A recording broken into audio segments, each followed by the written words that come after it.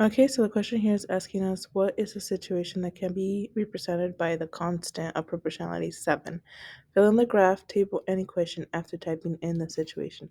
So your situation could pretty much be anything. In this case, I will say that Eric wants to have a party because it's the end of the semester. He wants to serve pizza, and each pizza costs $7.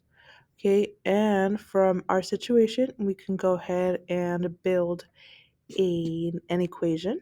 Okay, since my constant proportionality is 7, I can just plug into the equation y is equal k times x.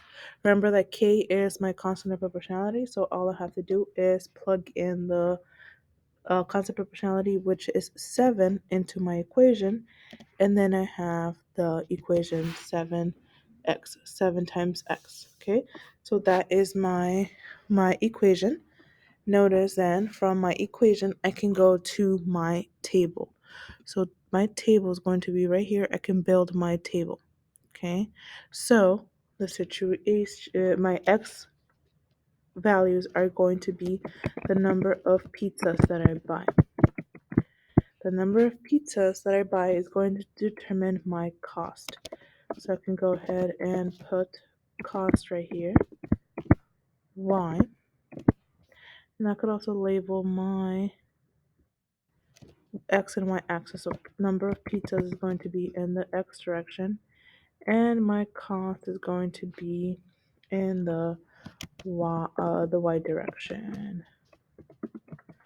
Cost, okay. And I am wondering about the information when I buy zero amount of pizzas, one pizza, and three pizzas. Okay, with these x values, I just have to plug them into my equation, y is equal 7 times x, and then to find my cost, my y values.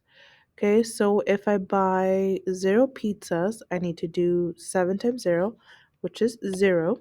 Okay, another way to think about it is if Eric doesn't buy any pizzas, then the cost is going to be 0. Okay. Then for this one, for if Eric buys one pizza, then you're going to need to do 7 times 1, which is 7. Okay. And then lastly, if Eric decides to buy 3 pizzas, he needs to do 7 times 3, which is simply 21. Okay. Now that I have my table, I can go ahead and go on to graph. Okay, so these are my points. I'm going to graph my points in pink, so they could be a little bit different than the graph. Okay, my first point is at 0, 0, 0, 0.